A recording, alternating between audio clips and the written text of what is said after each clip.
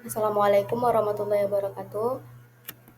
Perkenalkan, saya Siti Nur Afriana dengan NIM 2304010064. Nah, di sini saya akan menjelaskan atau memaparkan mengenai proposal penelitian saya yang berjudul Pengaruh Carbon Emission Disclosure, Kinerja Lingkungan, dan Green Innovation terhadap kinerja keuangan dengan Institutional Ownership sebagai variabel moderasi pada sektor perusahaan energi yang terdaftar di Bursa Efek Indonesia periode 2021 sampai 2025.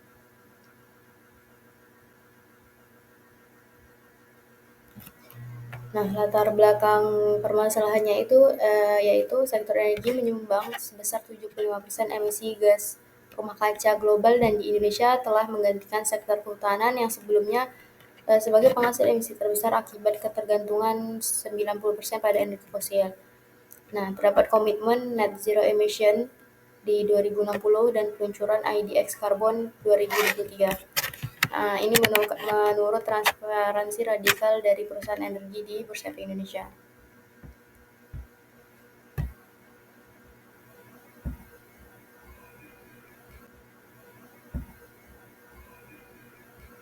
Dinamika kinerja keuangan. Kinerja keuangan merupakan sektor energi yang menunjukkan pada pola fluktuatif ekstrim yang didorong oleh harga komoditas global.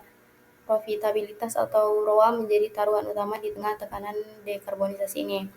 Fenomena ini memicu satu pertanyaan, yaitu sejauh mana kepatuhan lingkungan mampu menjaga stabilitas finansial di tengah ketidakpastian pasar. Carbon Emission Disclosure. Sesuai peraturan OJK, CED menjadi kewajiban untuk membangun kepercayaan investor dan institusi. Pengungkapan emisi memberikan sinyal positif atas manajemen risiko iklim perusahaan. Namun, pada kenyataannya, implementasi gas rumah kaca ruang lingkup 1, 2, dan 3 membutuhkan biaya operasional yang sangat besar dan berpotensi menurunkan profitabilitas jangka pendek, sehingga menciptakan gap reset. Penelitian menurut Avaza 2025.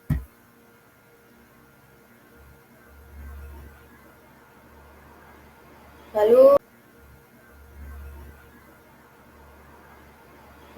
ada kinerja lingkungan dan proper. Instrumen proper menurut Kementerian Lingkungan Hidup dan Kehutanan mengukur ketaatan lingkungan nyata. Data pada 2023 menunjukkan hanya sekitar 2,1% peserta yang meraih peringkat emas, sementara 29,2% masih berperingkat merah.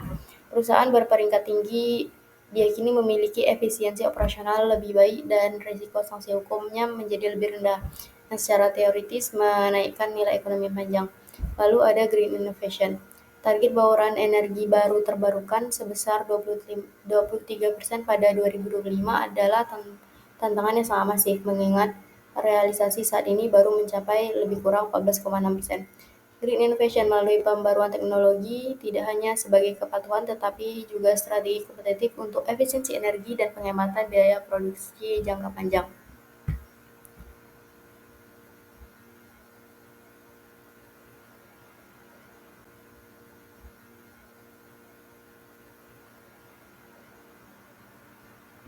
Kemudian institutional ownership atau kepemilikan institusional bertindak sebagai mekanisme pengawasan eksternal untuk menekan konflik keagenan atau agensi teori.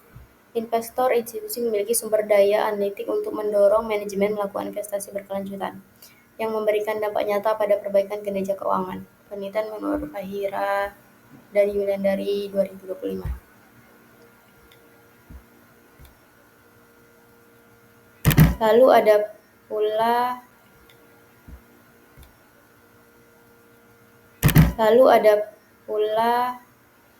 pembatasan masalah. Yang pertama itu penelitian ini terbatas pada variabel independen yang digunakan, yaitu Carbon Emission Disclosure atau CED, kinerja lingkungan dan juga green innovation. Kemudian yang kedua ada variabel dependen dalam penelitian ini, yaitu kinerja keuangan yang diukur menggunakan rasio profitabilitas, yaitu return on asset atau ROA. Lalu yang ketiga ada variabel moderasi dalam penelitian ini, yaitu institutional ownership atau kepemilikan institusional.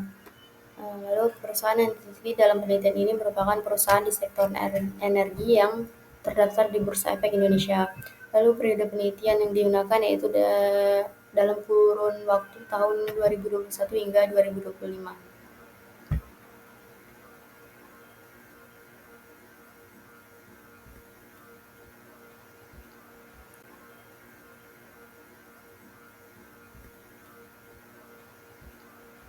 Kemudian rumusan masalah.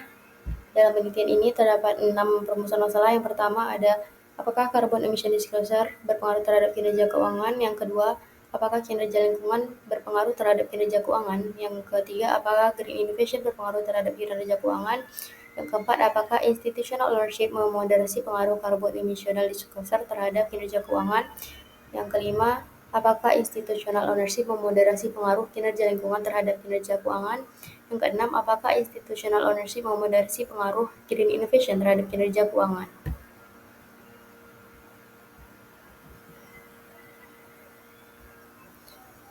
Kemudian tujuan penelitian untuk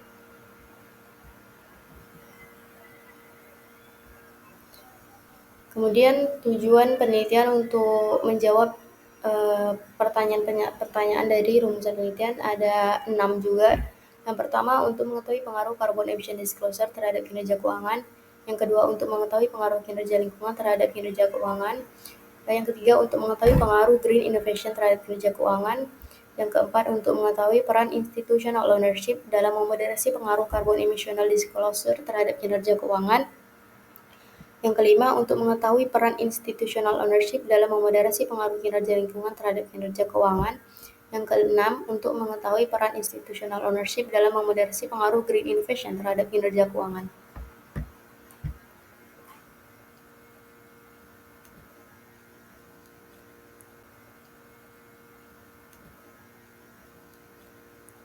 Kemudian terdapat manfaat penelitian. Manfaat penelitian terbagi menjadi 2 jenis manfaat. Yang pertama ada manfaat teoritis dan juga manfaat praktis.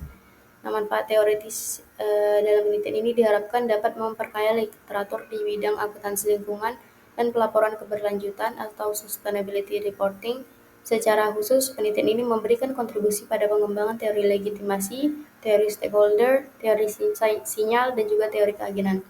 Lalu manfaat praktis ini diharapkan memiliki manfaat yang mendalam bagi penulis, bagi investor dan pemangku kepentingan, bagi perusahaan sektor energi, dan juga bagi peneliti selanjutnya.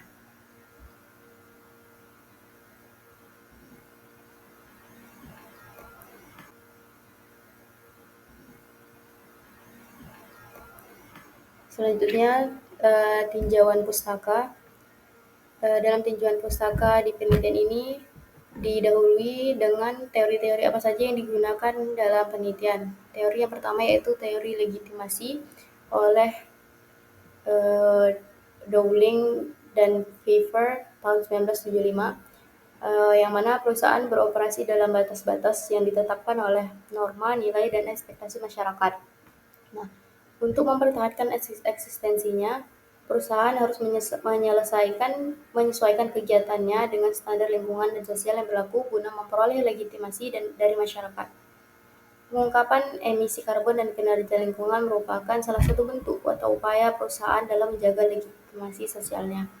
Lalu teori yang kedua ada teori stakeholder oleh Freeman tahun 1984. Keberhasilan suatu organisasi tidak hanya diukur dari nilai yang diberikan kepada pemegang saham, melainkan dari nilai yang diciptakan bagi seluruh pemangku kepentingan, termasuk karyawan, pelanggan, komunitas, dan juga lingkungan.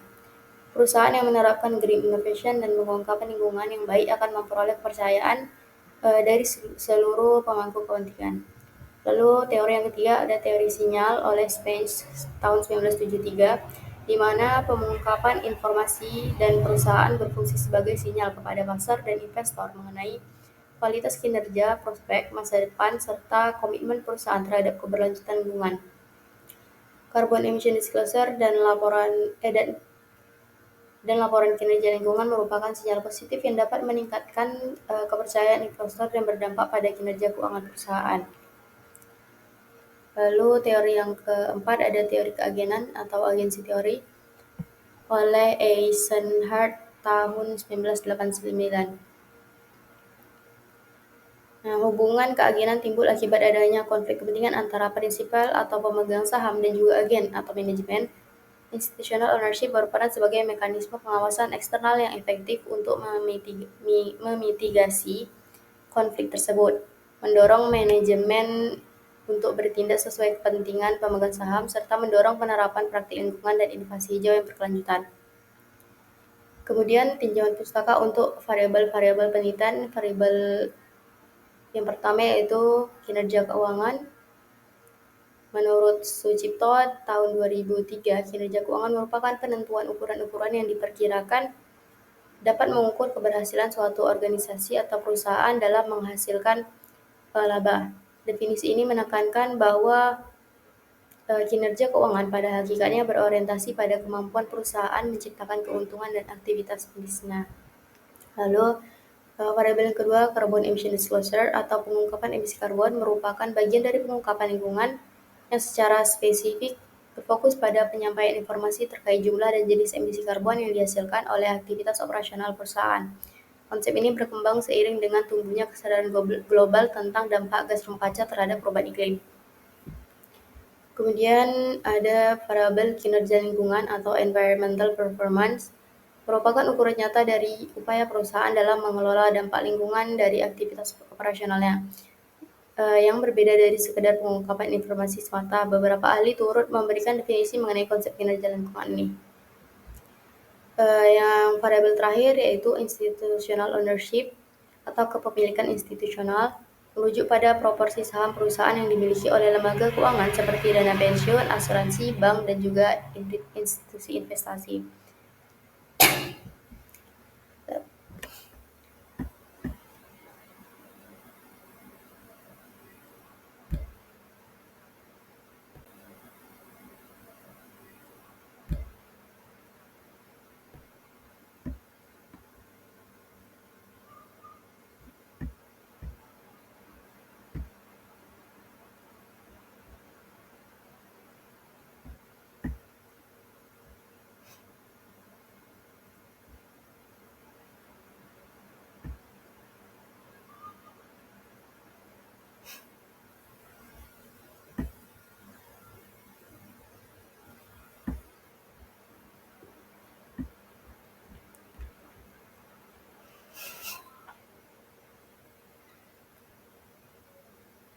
Kemudian terdapat 6 hipotesis dalam penelitian ini. Yang pertama, hipotesis pertama menyatakan carbon emission disclosure berpengaruh terhadap kinerja keuangan.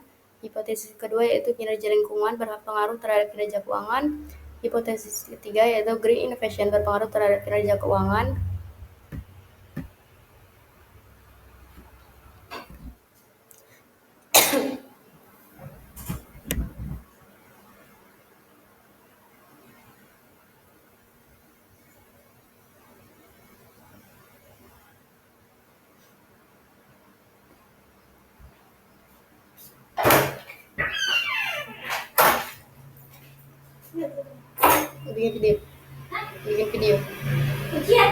Bikin video.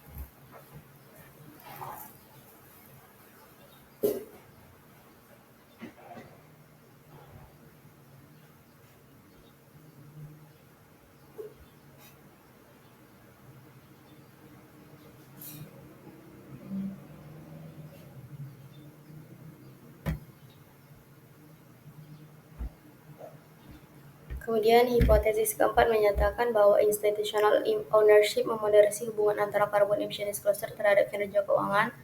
Lalu hipotesis kelima menyatakan institutional ownership memoderasi hubungan antara kinerja lingkungan terhadap kinerja keuangan.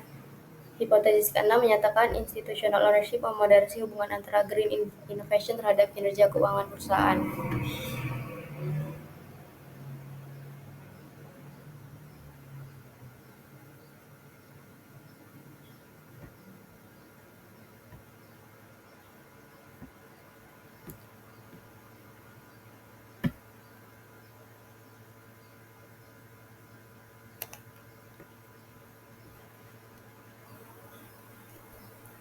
Lalu objek dan ruang lingkup.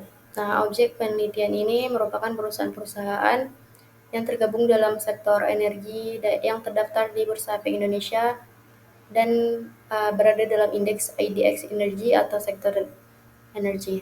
Nah, sektor energi dipilih karena merupakan penyumbang emisi gas rumah kaca terbesar di Indonesia, sehingga relevan untuk mengkaji praktik pengungkapan emisi karbon, kinerja lingkungan, dan juga inovasi hijau.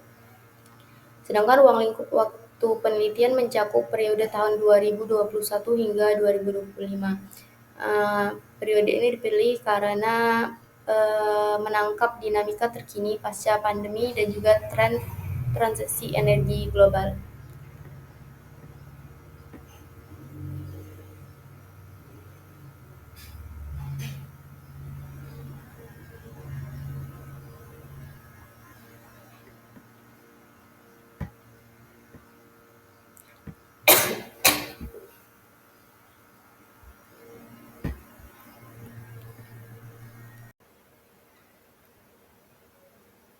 Kemudian terdapat 6 hipotesis dalam penelitian ini. Yang pertama, hipotesis pertama menyatakan carbon emission disclosure berpengaruh terhadap kinerja keuangan.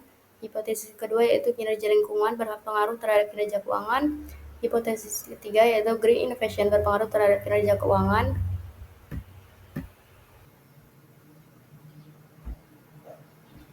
Kemudian hipotesis keempat menyatakan bahwa institutional ownership memoderasi hubungan antara carbon emission disclosure terhadap kinerja keuangan.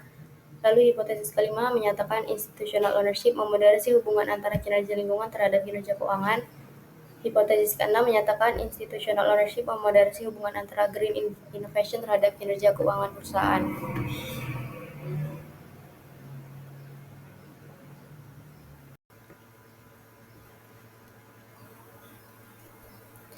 Lalu objek dan ruang lingkup.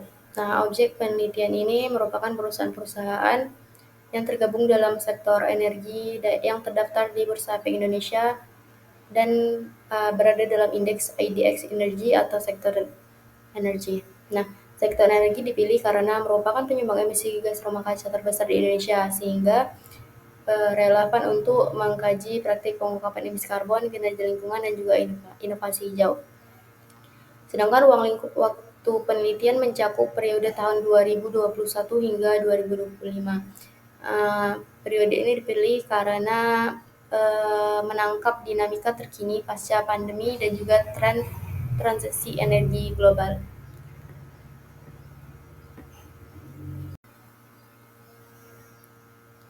Selanjutnya terdapat metode penelitian.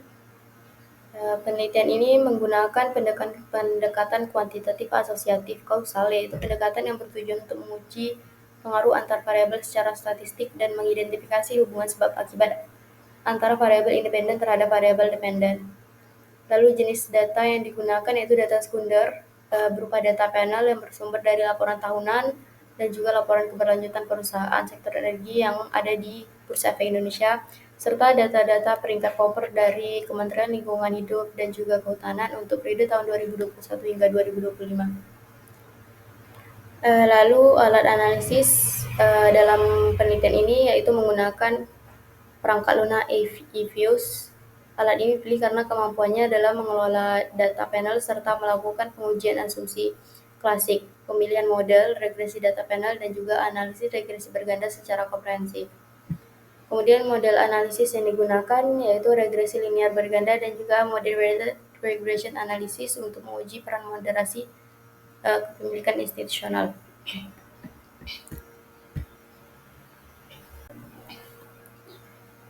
Nah, operasional variabel dalam penelitian ini yang pertama, carbon emission disclosure diukur menggunakan 18 item pengungkapan. Skala pengukuran ini yaitu 1 apabila diungkapkan dan apabila tidak diungkapkan maka skalanya 0. Kemudian kinerja lingkungan diukur menggunakan penilaian proper atau program penilaian peringkat kinerja perusahaan. Skala 5 berarti kategori emas, 4 berarti hijau, 3 berarti biru, 2 berarti merah, 1 berarti hitam. Kemudian kinerja keuangan diukur menggunakan return on asset, yaitu laba bersih dibagi total aset. Kemudian Green innovation diukur menggunakan 8 item yang terdiri dari 5 item inovasi proses hijau atau green process innovation dan 3 item inovasi produk hijau atau green product innovation. Pengukurannya menggunakan salah satu jika ada dan 0 jika tidak ada. Lalu institutional ownership diukur dengan proporsi kepemilikan institusional terhadap total saham beredar.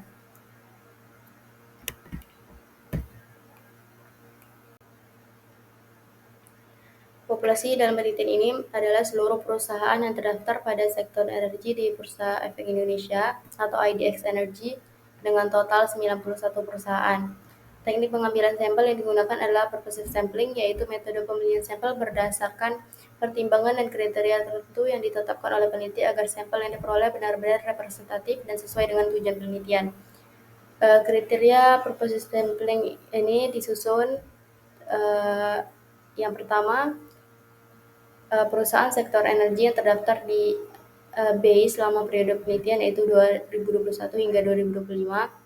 Kemudian perusahaan yang menerbitkan laporan tahunan dan juga laporan keberlanjutan secara konsisten selama periode penelitian. Lalu yang ketiga, perusahaan yang memiliki data penelitian proper dari Kementerian Lingkungan Hidup dan Kehutanan selama periode penelitian. Lalu kriteria yang keempat, perusahaan yang mengungkapkan informasi terkait kepemilikan institusional dalam laporan tahunannya. Dan yang kelima, perusahaan yang memiliki data tidak lengkap atau mengalami delisting selama periode pengamatan yaitu 2021 hingga 2025 akan dikeluarkan dari pengamatan.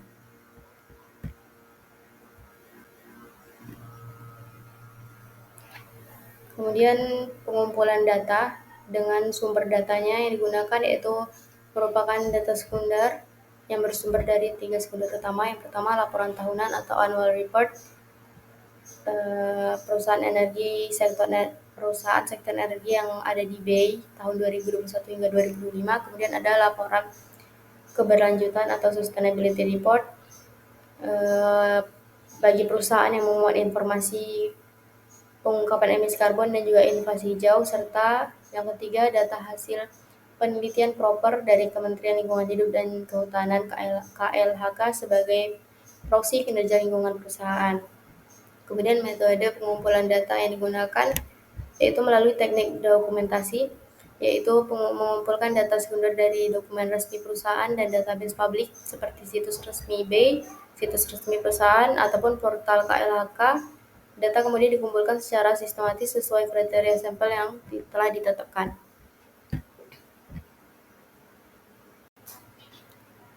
Kemudian analisis data yang pertama menggunakan uji statistik deskriptif, yaitu memberikan gambaran umum mengenai karakteristik data penelitian. Analisis ini mencakup nilai rata-rata atau mean, nilai tengah, dan standar deviasi dari seluruh variabel digunakan, yaitu carbon emission disclosure, kinerja lingkungan, green innovation, institutional ownership, dan juga kinerja keuangan yang diproksi oleh ROA.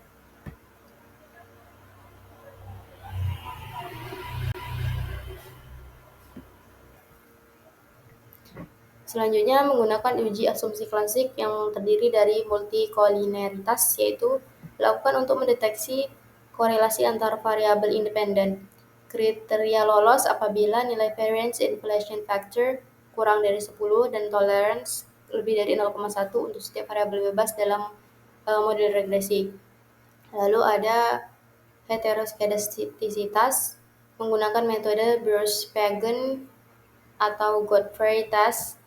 Kriteria lolos apabila nilai probabilitas chi-square lebih dari 0,05 menunjukkan variance residual bersifat homoskedastis dan modal regresi valid. Lalu ada autokorelasi menggunakan statistik Durbin-Watson atau DW. Kriteria lolos apabila nilai DW berada di antara DU dan 4DU sesuai tabel DW, menunjukkan tidak terdapat autokorelasi positif maupun negatif pada residual. Lalu yang terakhir, normalitas residual menggunakan metode Jarku-Bera test pada E-views. Kriteria lolos apabila nilai probabilitas Jarku-Bera lebih dari 0,05, yang berarti residual model berdistribusi normal dan juga asumsinya terpenuhi.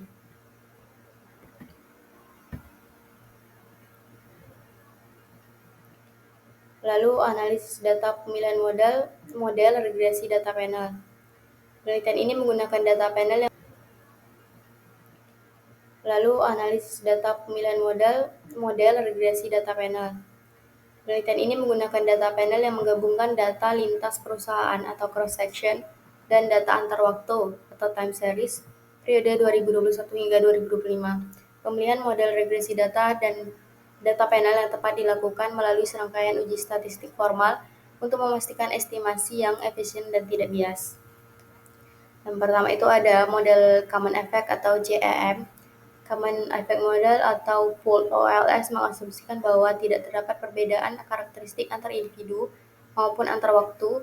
Model ini menggabungkan seluruh data tanpa mempertimbangkan dimensi individu dan waktu, sehingga intercept dan coefficient slope dianggap konstan. CEM merupakan model paling sederhana, namun memiliki asumsi yang paling ketat dan seringkali kurang realistis dalam konten data panel. Kemudian ada model Fixed Effect atau FEM, yang mengasumsikan bahwa setiap individu memiliki intercept yang berbeda-beda namun koefisien slope tetap konstan. Perbedaan karakteristik antar perusahaan ditangkap melalui intercept yang bervariasi. Model ini cocok apabila terdapat efek individu yang berkorelasi dengan variabel independen. Uji Chow atau F-test digunakan untuk memilih antara CEM dan FEM jika nilai probabilitas F kurang 0,05, maka FEM lebih baik daripada CEM. Kemudian model Random Effect atau uji Hausman yang menganggap bahwa REM ini menganggap perbedaan antar individu sebagai bagian dari kemampuan error. REM lebih efisien apabila efek individu tidak berkorelasi dengan variabel independen. Uji Hausman sendiri digunakan untuk memilih antara FEM dan juga REM. Jika probabilitas chi-square kurang dari 0,05, maka FEM dipilih. Namun jika lebih dari atau sama dengan 0,05, maka REM lebih tepat. Model terbaik yang terpilih digunakan sebagai dasar estimasi persamaan regresi linear berganda dan Moderated Regression Analysis atau MRA.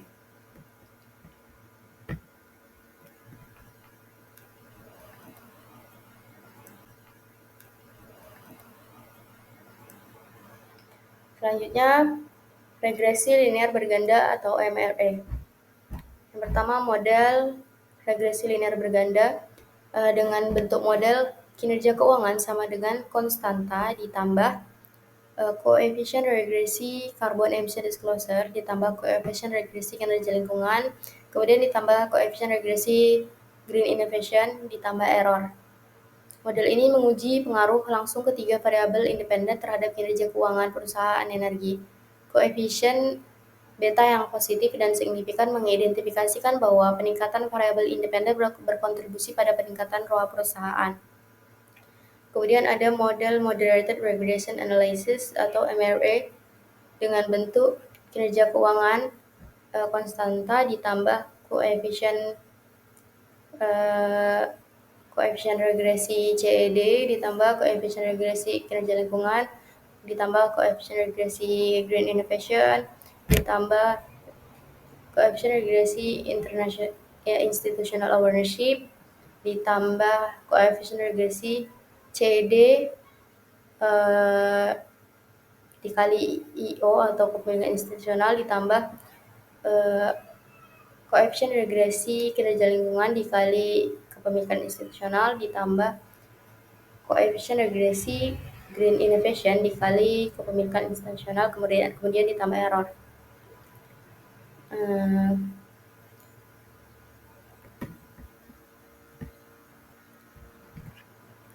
Ini merupakan variabel interaksi untuk menguji peran moderasi. Kemudian pengujian signifikan dilakukan melalui uji T atau parsial dan uji F atau simultan pada konstanta sama dengan 5%. Koefisien determinasi atau R-square mengukur kemampuan model menjelaskan variasi kinerja keuangan. Nilai VIF kurang dari 10 memastikan tidak ada multikolinaritas pada variabel interaksi.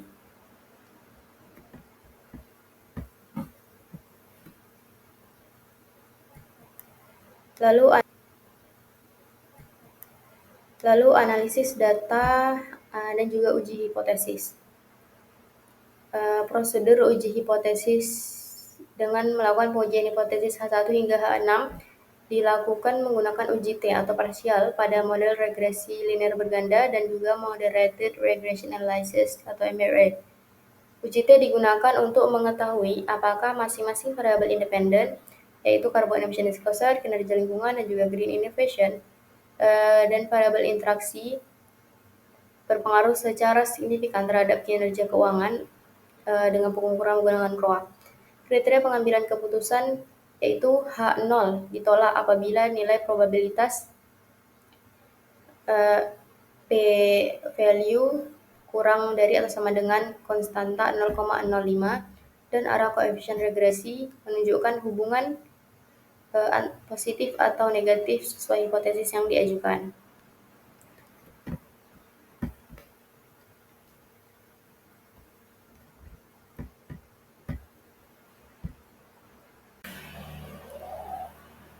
Sekian pemaparan mengenai proposal penelitian saya dengan judul Pengaruh Carbon Emission Disclosure, Kinerja Lingkungan, dan Green Innovation terhadap kinerja keuangan dengan variabel moderasi berupa institutional ownership pada perusahaan sektor energi yang terdaftar di Bursa Efek Indonesia periode 2021 hingga 2025. Untuk itu saya ucapkan terima kasih. Wassalamualaikum warahmatullahi wabarakatuh.